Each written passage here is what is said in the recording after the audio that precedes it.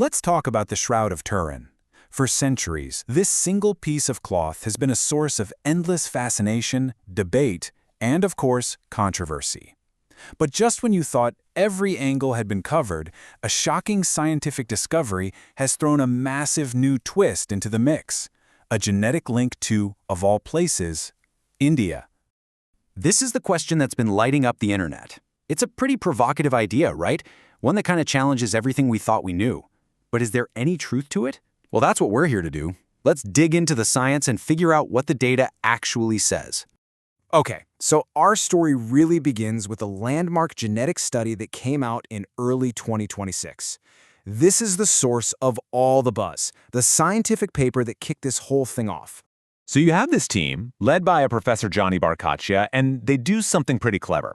They take these tiny dust particles that were literally vacuumed off the shroud all the way back in 1978, and they hit them with this incredibly powerful, cutting-edge technology called next-generation sequencing.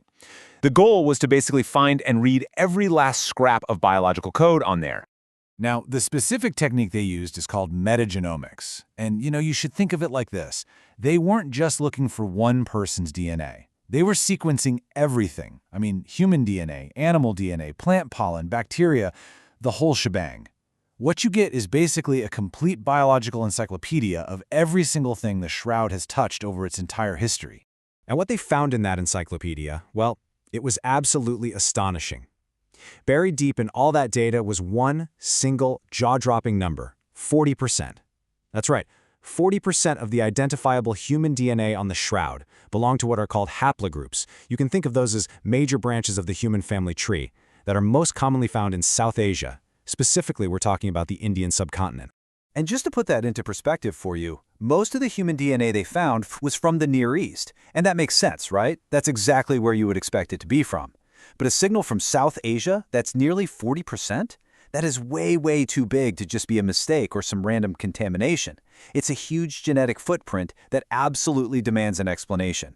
So what this really starts to tell us is that the Shroud isn't some clean, pristine artifact with just one person's DNA on it. Oh no, it's much more like a living document, a biological encyclopedia that's been written and rewritten over centuries by countless different sources. The scientists themselves called it a cornucopia of DNA, and they weren't kidding. Of course, you had the human traces from all over the world, but they also found DNA from animals, fish from the Atlantic, and, get this, even plants from the Americas, like potatoes and tomatoes. That just proves the Shroud has been out in the world collecting biological dust from everything it's encountered for centuries, right up into the modern age. And this, right here, brings us to the central puzzle. If the Shroud is really this mishmash of DNA from all over the place, what is the best explanation for such a strong, specific, and frankly massive genetic signal from India? Well, it seems the scientific community has really started to narrow it down to two main ideas, two competing hypotheses. The big question is, does this DNA tell us about the ancestry of the man who is wrapped in the cloth? Or does it tell us something about the origin of the cloth itself? And here they are, side by side. On one hand, you have the man hypothesis. This is the one that grabbed all the headlines, right? The idea that Jesus himself had partial Indian ancestry. But on the other hand, you have the cloth hypothesis, sometimes called the manufacture hypothesis, and it suggests something totally different, that the linen cloth itself was actually woven in India. And you know what? The evidence for this cloth hypothesis is actually pretty compelling when you look at it. It even starts with the name. The original Greek word for the Shroud is Sindin, which many linguists believe refers to fabric from India's Sindh region. The new DNA evidence seems to back this up, finding traces of Indian plants like cowpea. And this all fits perfectly with what we know from history. In the 1st century, the Indus Valley was a major center for producing high-quality linen, and they exported it all over the Roman Empire. But here's where it gets really complicated. This new DNA evidence doesn't exist in a bubble. It has to be squared with other, sometimes conflicting scientific findings about the Shroud, especially the most famous, and maybe most controversial, test ever done on it. You've probably heard about the 1988 radiocarbon dating. It basically concluded that the Shroud was a medieval creation from somewhere in Europe. But how could a medieval European cloth be so completely saturated with ancient DNA from both the Middle East and India? The stories just don't line up. This new genetic data really challenges that simple origin story and suggests a much older, more global journey, one that actually fits way better with older pollen studies that trace the shroud's path through Jerusalem.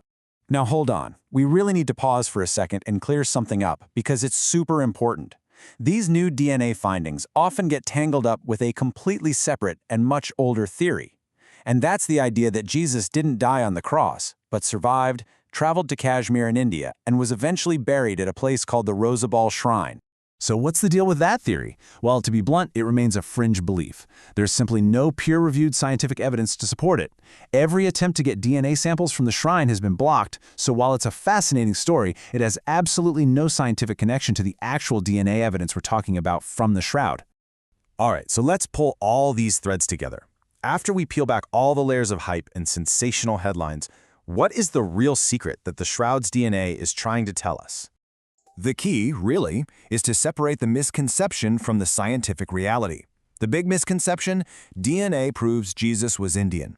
The reality: the DNA most likely belongs to the cloth's weavers, not necessarily the man.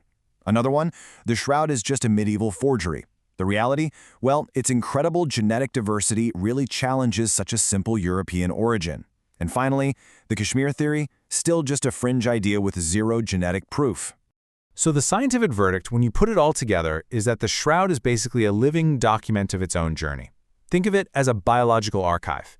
Its DNA tells a story, not about one person's race, but about an object that traveled through a deeply interconnected ancient world, passing from the hands of weavers in India to people in the Middle East and, eventually, to Europe.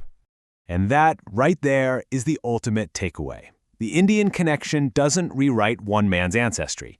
Instead, it reveals the hidden history of the artifact itself, which might be an even more profound story about the ancient global networks that have connected our world for millennia. Thanks for joining me on this one.